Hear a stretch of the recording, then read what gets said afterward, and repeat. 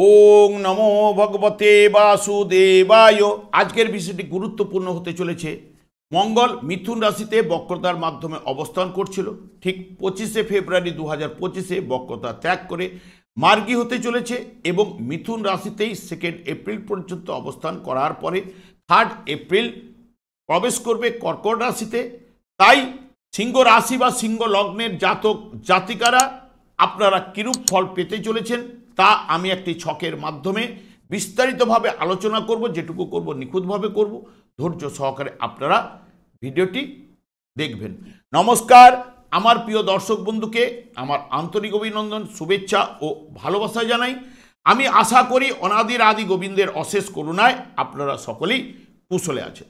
মঙ্গল হচ্ছে যোদ্ধা কারক গ্রহ, সেনাপতি, ভাতৃকারক গ্রহ, ভূমির কারক গ্রহ। রবির মধ্যে যেমন সঞ্জীবিত শক্তি থাকে, ঠিক মঙ্গলের মধ্যে সঞ্জীবনী শক্তি থাকে। প্রত্যেকটা গ্রহের দুটো কিন্তু দিক রয়েছে, একটি সৃষ্টি জ্ঞাপকের দিক রয়েছে, একটি হচ্ছে ধ্বংস জ্ঞাপকের দিক রয়েছে, অর্থাৎ শুভ এবং অশুভ। যদি মঙ্গল শুভ হয় দেখবেন এরা সৃষ্টিশীল হয়, গতিময়তা, সরলতা, খুব তাড়াতাড়ি চটজলদি ডিসিশন বা সিদ্ধান্ত নিয়ে নেওয়ার প্রবণতা, এবং এরা ভাবপ্রবণ হয়, আবেগের বশে কিন্তু অনেক সময় কিন্তু ভুল সিদ্ধান্ত নিয়ে ফেলে, এবং উদ্যম, সাহস, আগ্রহ এবং যে কোনো কাজে এগিয়ে যাওয়ার প্রবণতা, একটু রেগে যাওয়ার প্রবণতা, বিপদ জেনেও সেই কাজে কিন্তু ঝাঁপিয়ে পড়ে। যখনই এরা অশুভ হয় মঙ্গল, তখন কিন্তু ধ্বংস করতে এরা কিন্তু পিছপা হয় না। প্রচণ্ড ক্রোধ, প্রতিশোধ নেবার প্রবণতা, হঠকারী, নাশকতামূলক কাজকর্মে যুক্ত হয়ে যাওয়া, খুন, চরিত্রহীনতা, অগ্নিসংযোগ, দুর্ঘটনা, অপারেশন, হিংসুটে, দাঙ্গাবাজ এবং অ্যাক্সিডেন্ট ইত্যাদি ইত্যাদি কিন্তু দিয়ে থাকে। দেখবেন এই যে কিছুদিন আগে আপনাদের চারপাশে লক্ষ্য করলেই বুঝতে পারবেন যে কুম্ভ মেলা বা আমাদের রাজধানীতেও কত পদপিষ্ট হয়ে মারা গেছে, বা বিভিন্ন জায়গায় অগ্নিসংযোগ ঘটেছে, বা দুর্ঘটনা, অ্যাক্সিডেন্ট ইত্যাদি ইত্যাদি কিন্তু এগুলো ঘটে চলেছে। এগুলো কিন্তু মঙ্গলেরই দ্বারা কিন্তু ঘটে থাকে। এরপরেই আমি দেখুন চলে আসছি, যেহেতু আপনাদের সিংহ রাশি বা সিংহ লগ্ন, সিংহ রাশি বা সিংহ লগ্ন সাপেক্ষে মঙ্গল কিন্তু একাদশভাবে আপনাদের ঠিক গোচরে অবস্থান করছিল, বক্রতার মাধ্যমে ছিল, বক্রতা ত্যাগ করতে চলেছে। কিন্তু যেহেতু সিংহ রাশি বা সিংহ লগ্নের জাতক জাতিকাদের ক্ষেত্রে একাদশভাবে মঙ্গল শুভ ফল প্রদান করে থাকে। এই যেহেতু এটি বায়ু রাশি, এদের মধ্যে কিন্তু তীক্ষ্ণ বুদ্ধি অতি অবশ্যই থাকে, উর্বর কল্পনা শক্তি, এবং এরা উদ্যমী, অতিরিক্ত পরিশ্রমী কিন্তু হয়।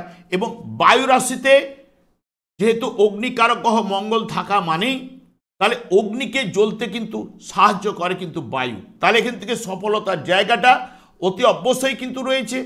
এবং যেহেতু মঙ্গল আপনাদের ক্ষেত্রে চতুর্থপতি এবং নবমপতি হওয়ার জন্য মঙ্গল কিন্তু আপনাদের ক্ষেত্রে শুভ কারক গ্রহ। যদি জন্মছকে শুভ থাকলে অতি অবশ্যই কিন্তু শুভ ফল পাবেন, কারণ একাদশ ভাব থেকে দ্বিতীয় ভাবের উপরে দৃষ্টি দিয়ে রেখেছে। দ্বিতীয় ভাব হচ্ছে কি, যেহেতু একাদশ ভাব হচ্ছে আশা পূরণের ভাব, আকাঙ্ক্ষা পূরণ, অভিষ্ট পূরণ, এবং সব থেকে বিষয় যেমন বিবাহ করলে বিবাহিত জীবন একাদশ ভাব সফলতা আনবে, পড়াশোনার ক্ষেত্রে সফলতা আনবে, বিভিন্ন বিষয়ের উপরে সফলতা কিন্তু একাদশ ভাব থেকেই বিচার্য। এখানে দ্বিতীয় ভাবে দৃষ্টি দিয়েছে, তাহলে পরিবারে সুখ শান্তি অতি অবশ্যই থাকবে। তার সঙ্গে সঙ্গে আপনাদের চতুর্থপতি গৃহে সুখ শান্তি বিরাজ করবে যদি শুভ থাকলে। এবার সুখের জায়গা, সুখ বৃদ্ধি হবে। মায়ের কোলে সবাই কিন্তু শিশুরা আনন্দে থাকে, তাহলে মায়ের জায়গা, এডুকেশনের জায়গা, তাহলে শিক্ষার জায়গাটা সফলতা অতি অবশ্যই আসবে। মায়ের সঙ্গে সুসম্পর্ক বজায় থাকবে। চতুর্থ ভাবের আবার ঠিক পঞ্চম ভাবেরও দৃষ্টি রয়েছে, কারণ মঙ্গলের দৃষ্টি সপ্তম দৃষ্টিটা পড়েছে ঠিক ধনু রাশি, তাহলে মায়ের অর্থ, তাহলে মায়ের অর্থ দিতে পারে, এইগুলো কিন্তু পজিটিভ রেজাল্ট কিন্তু আসার সম্ভাবনা। ষষ্ঠ ভাবের উপরে দৃষ্টি রয়েছে, অষ্টম দৃষ্টি। ষষ্ঠ ভাব হচ্ছে শ্রমের বিনিময়ে রোজগার, শত্রুতা, মামা বাড়ি, পোষা জীবজন্তু, এইগুলো কিন্তু নির্দেশ করে ষষ্ঠ ভাব, রোগ জ্বালা ইত্যাদি ইত্যাদি। তাহলে রোগ থেকে পঞ্চম ভাবের উপরে দৃষ্টি, যে রোগ আনবে রোগ থেকে নিরাময় কিন্তু দেবে, সে কথা বলছে। এবার যদি শুভ থাকলে শত্রু হানি হবে, নাহলে শত্রু বৃদ্ধি হবে। অশুভ থাকলে তাহলে রোগ বৃদ্ধি করবে, আবার সে নিরাময় করবে পঞ্চম ভাবের জন্য। পঞ্চম ভাব হচ্ছে মন মানসিকতা, প্রেম প্রীতি ভালোবাসা। তাহলে প্রেমের জায়গা বলুন, মন মানসিকতা, সন্তানের সঙ্গে সুসম্পর্ক বোঝাই বলুন, এগুলো কিন্তু শুভ রেজাল্ট কিন্তু আনবে।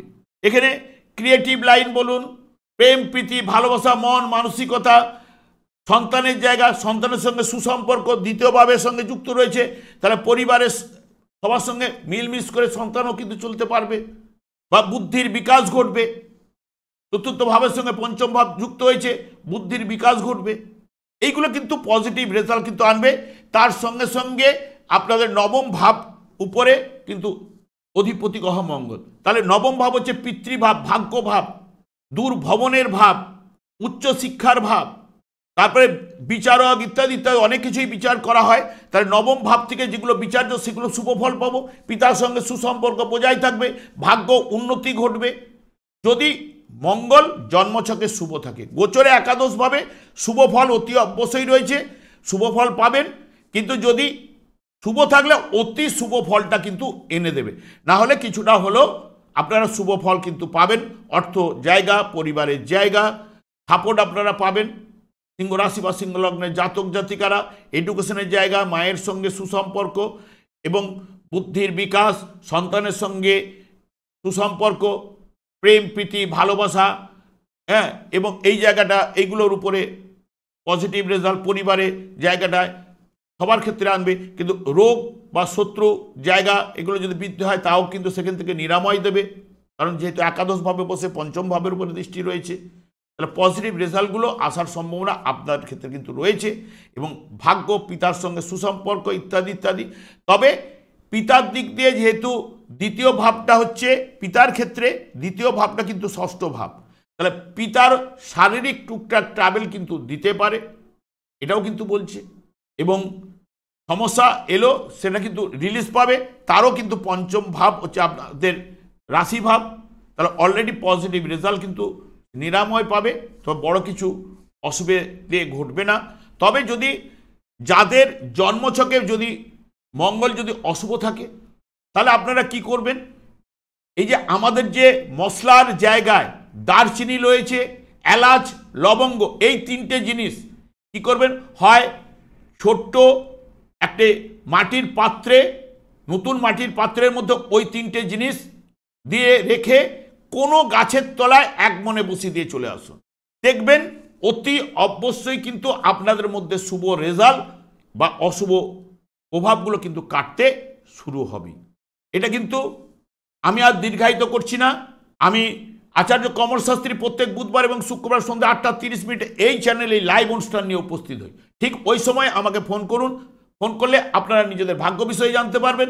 তাছাড়া বিভিন্ন ধরনের ভিডিও আপলোড করে থাকি, সেগুলি পাওয়ার জন্য আমার চ্যানেলকে সাবস্ক্রাইব করে বেল আইকনে ক্লিক করে রাখলে যখনই আমি লাইভ অনুষ্ঠান বা যে কোনো ভিডিও আপলোড করব আপনাদের নোটিফিকেশন পৌঁছে যাবে। আমি অনাদিরাদি গোবিন্দের কাছে প্রার্থনা করি আপনারা ভালো থাকুন, সুস্থ থাকুন, আনন্দে থাকুন। আজ এই পর্যন্ত, পরের ভিডিওতে দেখা হচ্ছে। নমস্কার।